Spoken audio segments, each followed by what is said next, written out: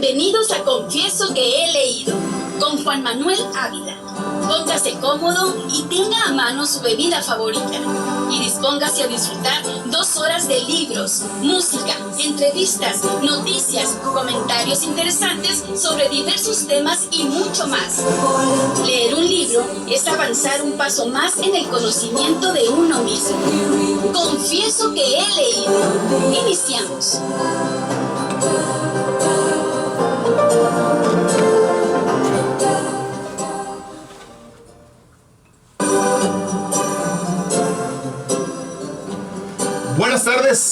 Buenas tardes, son las 7 de la tarde con 1 minuto en punto desde esta bella, fría, nocturnal, otoñal, pero siempre bella y hermosa capital del estado de Sonora, Hermosillo. Es un gusto estar con ustedes en el tomo 111 de Confieso que he leído, hoy jueves 19 de diciembre de 2019.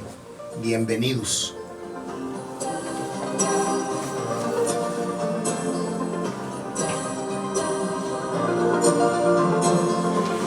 Pues hoy vamos a continuar con otro de los ensayos del libro El vicio de vivir, este libro colectivo. Ya hemos comentado 2 ensayos, vamos a comentar el tercero de una manera más breve que los anteriores por la temática. Este se llama Animales Bondadosos. Es un ensayo sobre el cuento Dormir en Tierra de José Revueltas. Es un ensayo escrito por el crítico literario Miguel Ángel Ortiz, en el vicio de vivir. Vamos a comentar, y creo que hoy mismo podemos terminar este comentario acerca de Animales Bondadosos. Es un cuento, van a ver ustedes qué interesante. Tendremos la sección para la reflexión, ¿sí? Va a estar con nosotros Raúl Villegas con su sección de todos los jueves, una cucharada de inteligencia financiera. Va a estar otra niña lectora, nos engalanamos de nuevo con otra niña lectora. Ya estuvo por aquí Coral Arenas, ya estuvo por aquí otro niño, Eros Leonardo, y ahora va a estar la niña Rosa Alicia Villegas. Es una niña lectora y nos va a venir a deleitar aquí con sus lecturas. La frase del día y la música, pues la música es de Alejandro Fernández y apenas vamos a llegar al disco del 2000, ¿sí? Es que la verdad es que la producción de este cantante mexicano es extraordinaria y vamos a disfrutar algunas de sus interpretaciones. Pues bienvenidos, qué bueno que nos acompañan en el 106.3 de frecuencia modulada, en Radio Sol 106.3 de FM, en www.confiesoqueheleído.com.mx, en Facebook, en Twitter, en Instagram, en YouTube y en la aplicación a la que puede usted acceder de una manera muy sencilla para que nos acompáñenos mientras hace sus labores, mientras va de un lugar a otro. Hemos hecho este programa, todo el equipo de Confieso que he leído, Edna Gabriela, Lupita, Juan Loaiza, el equipo aquí de Radio Sol, Benjamín Oseguera, María Luisa, todos lo hemos hecho con mucho cariño, con mucha dedicación, con mucho profesionalismo para que usted lo disfrute. Bienvenidos al tomo 111.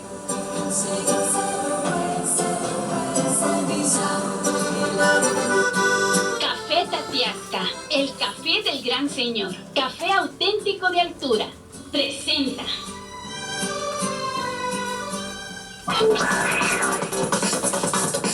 la lectura de la semana.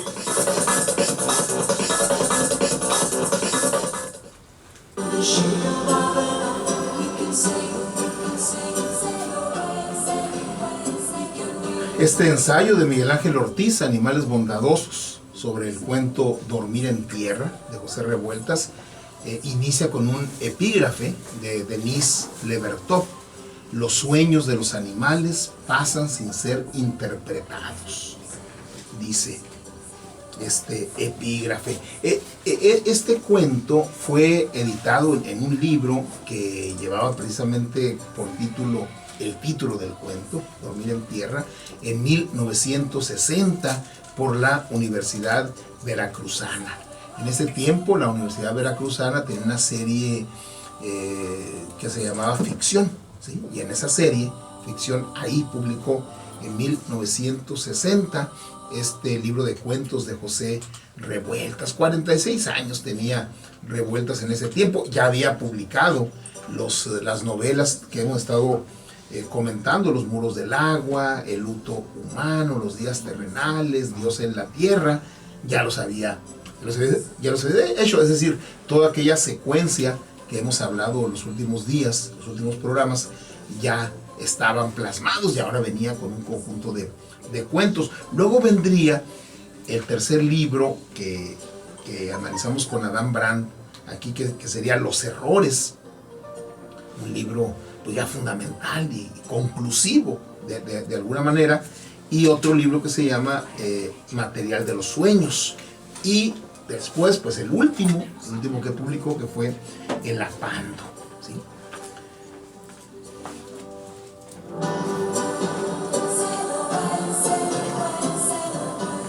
Retoma aquel planteamiento de que la literatura de Revueltas es una literatura del lado moridor, o sea, este lado doloroso, este lado transgresor, profundamente crítico, ¿sí? Pero muy literario, ¿sí? Su obra, ¿no? Una literatura del lado moridor, ¿sí? Dormir en Tierra, ¿sí? Bajo este marco, o sea, el marco en el que había escrito ya algunos textos, y algunos críticos se habían acercado a su obra. Este crítico literario, Miguel Ángel Ortiz, se aproxima a uno de los cuentos más valiosos, lo considera él, de la literatura mexicana, que es Dormir en Tierra, sin olvidarnos de los vasos comunicantes que lo unen con todo el corpus ideológico, ¿sí? Pero como que se cocina un poquito aparte, ¿sí? En el 83 retoma este autor, en un artículo publicado en La Palabra y el Hombre, Jorge Ruffinelli, otro crítico que se ha acercado de manera muy profunda a la obra de José Revueltas, hablaba de una narración oblicua para referirse a cierto mecanismo en la configuración de la escritura de los cuentos del escritor duranguense. Entre los estudios de metáforas y el lenguaje en el centro, dice Ruffinelli que quizá no exista una ausencia del tema político en los cuentos, sino una presencia más como símbolo que como literalidad. Es decir, una inclusión de las interrogantes ideológicas a través de una modalidad del discurso que privilegia la capacidad de sugerencia, de connotación, la facilidad para estallar en miles de significados, la multivalencia expresiva, la difusión de niveles semánticos, una oblicuidad narrativa.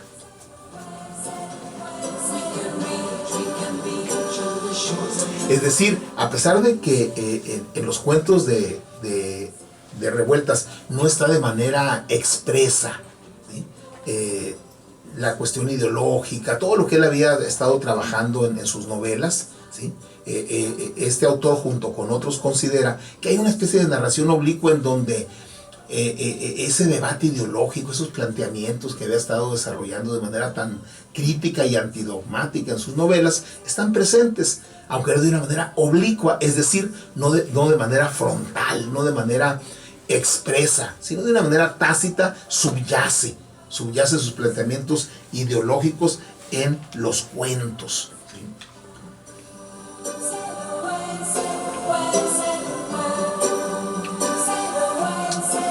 Al autor le parece que el cuento de Revueltas es un objeto de estudio bastante complicado, pero como ustedes saben, un cuento pues es un relato breve, una sola historia, una sola trama,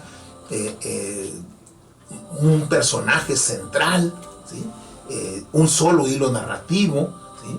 Y un planteamiento, un desarrollo y un desenlace, ¿sí? Entonces, en un espacio, por decirlo así, literario tan estrecho, ¿sí?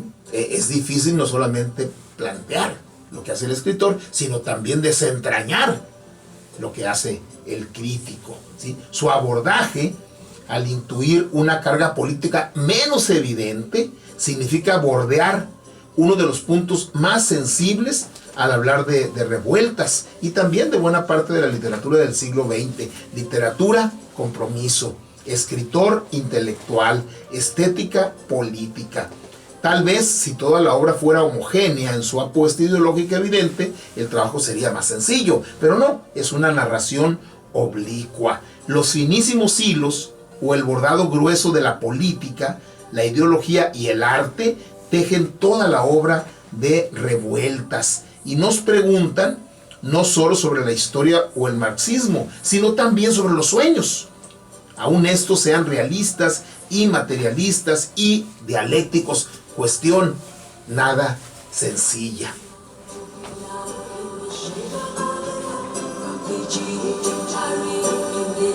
¿Qué es entonces, a final de cuentas? ¿Lenguaje o realidad?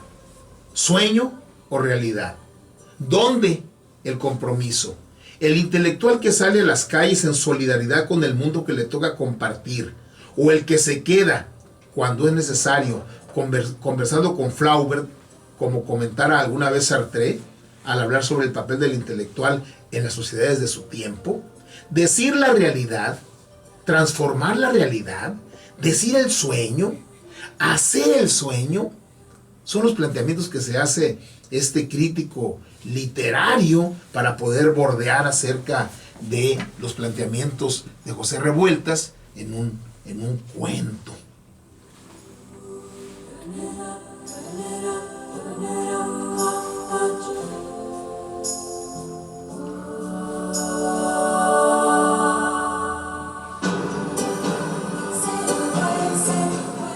Dice el analista que un autor como Revueltas cumple con todas esas preguntas, con todo eso y mucho más, porque a su juicio significa una encarnación de síntesis. Baste recordar a un ateo que actúa en cierto modo como un santo. Un ateo que actúa en cierto modo como un santo, no en el tema religioso, sino en el tema ideológico que impregnaba el mundo y México en los años, pues particularmente ya después de los 50, 60, 70, en las universidades, en los talleres literarios, en los medios de comunicación marginales, ¿sí? Ahí estaba presente este debate ideológico. Hay una transición de un animal al hombre, encuentro con un lenguaje confundido o sagrado, diálogo con el mar y degradación de personajes. Dormir en tierra inicia por una descripción del agua del río Coatzacoalcos, porque esto ocurre en Veracruz. Pesado, con su lento y reptante cansancio bajo el denso calor de la mañana tropical, el río se arrastraba lleno de paz y monotonía en medio de las dos riberas cargadas de vegetación.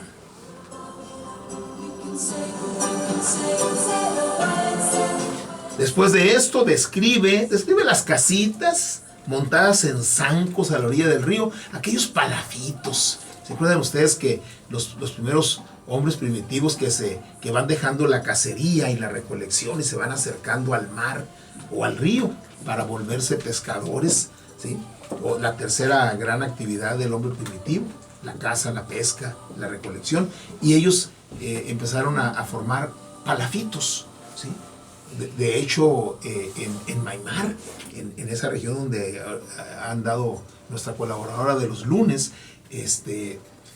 hay muchas de estas casas todavía. Ahí a la orilla de los lagos están los palafitos. Los palafitos se caracterizan por ser grandes troncos, ¿sí? Que soportan una casa de madera. Así está también en las orillas del río Coatzacoalcos. Entonces, en el cuento describe las casitas montadas en zancos a la orilla del río, el humo saliendo de las chimeneas de las casitas y elevándose al cielo, la presencia de tabernas, burdeles y barracas para comer en la calle tendida al borde del río, para concluir la introducción con un broche de oro, la presencia totalizante del calor y de la música de una sinfonola que no deja de escucharse. Una música no humana, que no cesaba jamás, como si la ejecutaran por sí solos los instrumentos que se hubieran vuelto locos, dice el cuento, y que atonta a todos, que sume a todos en un sopor, en una especie, lo sabemos, de alienación. Eso hacía que las propias gentes, igual los perros, los cerdos, irreales, hasta casi no existir, parecieran más bien cosas que gentes, materia inanimada desprovista totalmente de pensamiento. Aquí es donde comienza la historia, el lugar donde nadie abriga el menor propósito de que la música se dejase de oír un solo instante.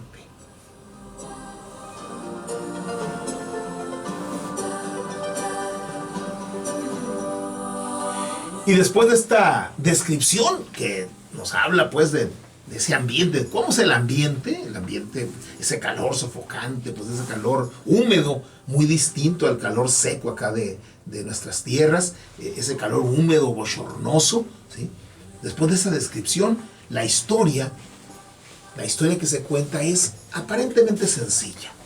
La chunca es una prostituta que vemos por primera vez en los tapancos junto a las demás mujeres a orillas del río, cuando es designada para ir a poner monedas en la sinfonola.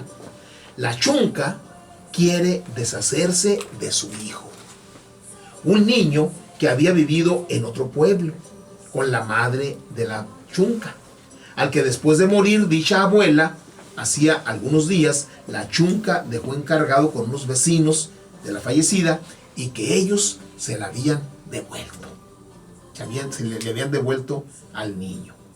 Ahora que una embarcación está en el puerto, ahí en Coatzacoalcos, la chunca pide al contramaestre Galindo que le haga el favor de llevar al niño hasta Veracruz, al puerto, con unos familiares. Ante la negativa del contramaestre, la chunca esconde al niño en un camarote de la embarcación que zarpará ese mismo día. La embarcación, que es un remolcador llamado el Tritón, saldrá esa misma tarde y se enfrentará a un ciclón.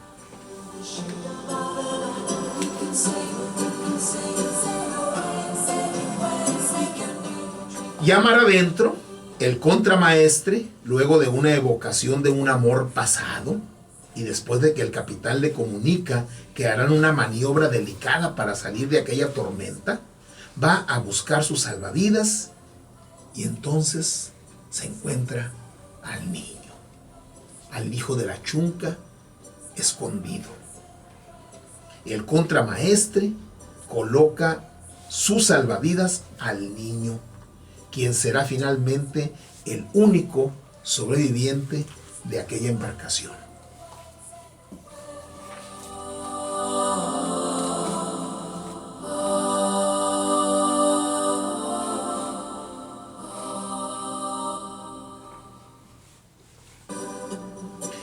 Este entramado, aparentemente simple, cobrará, no obstante, al leerse con calma, mayores dimensiones y significados. Témpano que sale de las aguas y se nos muestra en su cuerpo entero. Cruce y sucesión de líneas también que conversan, se interrogan, se dicen y se significan. Ya está planteada la trama, aparentemente sencilla, aparentemente, con toda la carga dramática que esto implica. Ya está planteada y ahora el crítico literario, Miguel Ángel Ortiz, comienza la disección, cual bisturí en mano, la disección de la obra. Y se pregunta, ¿qué implican las constantes alusiones a los animales en Dormir en Tierra? ¿Qué suponen las diversas referencias al lenguaje sagrado?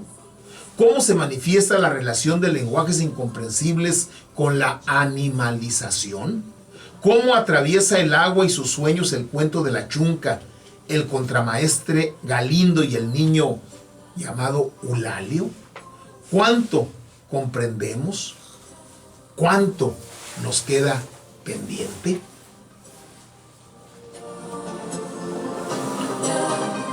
Esas son las preguntas que se hace el crítico literario para diseccionar la obra. Como ya les he comentado, yo veo un trípode en donde en uno de sus vértices está el escritor, en otro está el lector común, así como yo. Tomamos el cuento, bueno, ya puede uno hacer sus elucubraciones, puede quedar con alguna sensación específica, alguna emoción, ¿sí? Y en el otro ángulo está el crítico.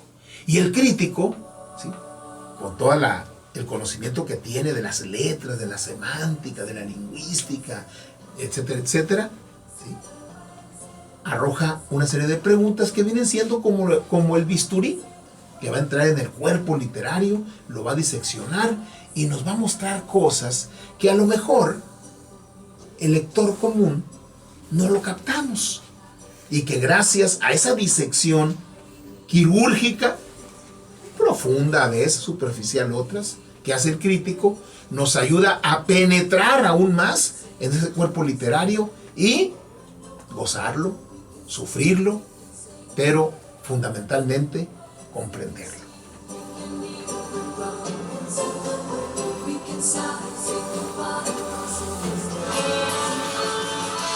Ludwig Backlor Salón presente en Confieso que he leído.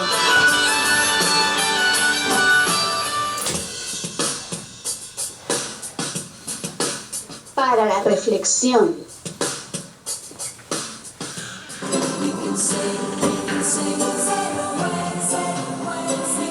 El país más poderoso del mundo, Estados Unidos, que quiere ser el policía del mundo, se apresta a juzgar a su presidente. Un presidente sui generis que llegó a ese cargo tan importante por 4 años. Ese presidente que utilizó los miedos más profundos de la sociedad norteamericana más atrasada intelectualmente, la más golpeada económicamente. Trajo a la palestra electoral los miedos de ese electorado, muchas veces pasivo, muchas veces no votante, ¿sí?, que se abstiene de ir a votar y que ahora salió a votar, ¿sí? Pero que curiosamente, ¿sí?, la contrincante Hillary Clinton obtuvo más votos que él en el conjunto de la sociedad, pero debido al sistema electoral norteamericano que se cuenta por estados, ¿sí?, finalmente Clinton no ganó en estados clave, donde sí ganó Donald Trump, y ahí llegó a la presidencia. Pues ese país, con ese presidente tan sui generis, ¿sí?, muy sui generis, la verdad, ¿sí?, que nadie creía que iba a ganar por todas las cantidad de tonterías que dijo en su campaña, tonterías que a final de cuentas hizo que el electorado norteamericano, el más atrasado, el más golpeado por la economía, le brindara su voto, ¿sí? Y ahí está. Ese presidente va a ser sometido a lo que se conoce como impeachment, una acusación.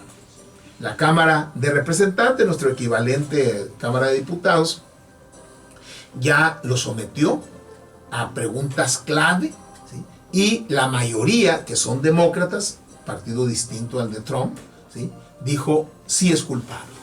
Es culpable de obstrucción, es culpable de hacer un uso personal del poder, ¿sí?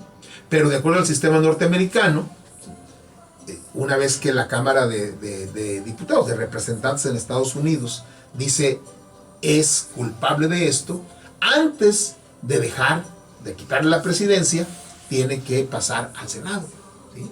A esa situación solamente han sido sometidos tres presidentes, ¿sí? Ninguno de ellos ha llegado a perder el puesto. El que probablemente lo hubiera perdido si es que no hubiera renunciado antes fue Richard Nixon, a principios de los 70, cuando lo descubrieron que había utilizado el poder para espiar, ¿sí?, a los contras de su partido, a los demócratas, y renunció antes de que lo quitaran del cargo, ¿sí? Entonces, de acuerdo a esa situación, Donald Trump tendrá que ser ahora juzgado por el Senado. El Senado está compuesto por 100 miembros en Estados Unidos. Y para ser depuesto de la presidencia, tendrían que votar 2/3, ¿sí?, diciendo si es responsable, si es culpable de obstrucción, si es culpable de corrupción, si es culpable de utilizar el poder con fines personales para atacar a un contrario, a Biden, ¿no?, posible candidato demócrata, ¿sí? Entonces son 67 los que se necesitan, ¿sí? Los demócratas, que en su gran mayoría, prácticamente todos, votaron en la Cámara de Representantes, en el Senado apenas son 47. Y los republicanos, que es el partido de Trump, son 53. ¿Sí? Para que sea depuesto Donald Trump, se requerirían que 20 republicanos dijeran que sí es culpable Trump y va para afuera. ¿Sí? ¿Va a ocurrir esto? La mayoría de los analistas consideran que no. Pero independientemente, ya hay una consecuencia muy fuerte, ¿sí?, en el imaginario norteamericano y en el mundo, porque el 2020, en noviembre, hay elecciones, ¿sí?, y el presidente puede reelegirse una vez, ¿sí? Donald Trump anda en campaña ahorita, ¿sí? Aquí las preguntas que le dejamos para la reflexión son algunas que atañen a los Estados Unidos y una que nos atañe a los mexicanos y a las mexicanas. Primero, ¿finalmente va a ser depuesto para la presidencia? Los analistas consideran que no, pero vaya usted a saber. Segundo, si no es depuesto, ¿cómo va a influir en las elecciones de noviembre del 2020, dado que Donald Trump es un experto en hacerse la víctima, ¿sí?, en decir que los migrantes son los que han llevado el crimen y la falta de empleos a Estados Unidos, y la mayoría del electorado le cree? ¿Qué va a pasar si el Senado no alcanza los 2/3 y se queda en la presidencia? ¿Sí? Probablemente arrase en las elecciones, si se hace la víctima los 11 meses que faltan para las elecciones. Y la pregunta que nos atañe a nosotros y que se lo dejamos para la reflexión: ¿cómo va a influir, pase lo que pase, cómo va a influir en México? ¿Sí? Teniendo un presidente que prácticamente está trabajando en consonancia con Donald Trump. Donald Trump quiso que la Guardia Nacional frenara la migración hacia Estados Unidos y la Guardia Nacional lo hizo. Donald Trump quiso un tratado de libre comercio muy acorde a sus necesidades para su electorado y para poder decir sus planteamientos y medias verdades, y se lo concedió el presidente, ¿sí? Un presidente, ¿sí?, que todos suponían que iba a tomar otra actitud con Estados Unidos, y resulta que es el mejor aliado de Donald Trump. La pregunta es, ¿qué tanto va a influir, pase lo que pase, en la situación mexicana, el destino del presidente todavía Donald Trump?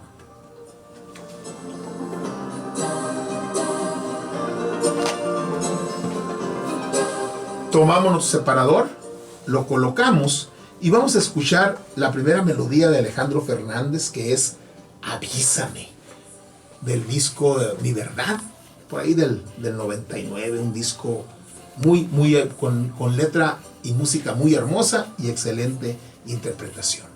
Enseguida volvemos. Libro por L de Libertad.